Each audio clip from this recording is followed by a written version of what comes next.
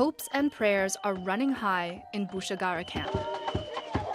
These are just some of the 500,000 people who've fled fighting in Eastern Democratic Republic of Congo. They're surviving the best they can, but they're hoping this UN Security Council delegation can bring an end to the violence and they'll be able to go home.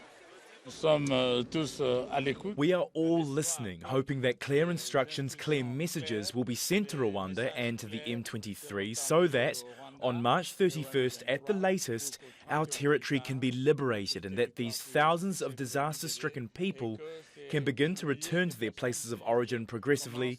This is our great hope. The UN team has spent 3 days assessing the security situation.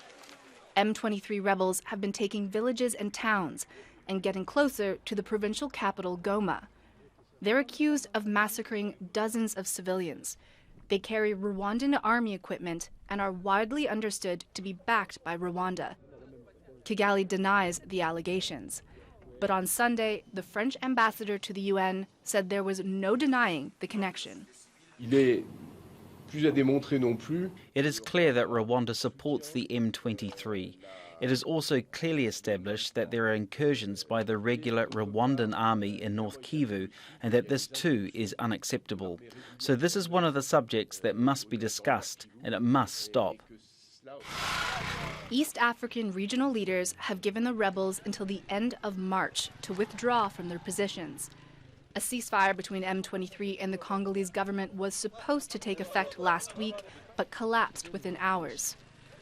The way out of the crisis in this case can only be political. It can only be through negotiation.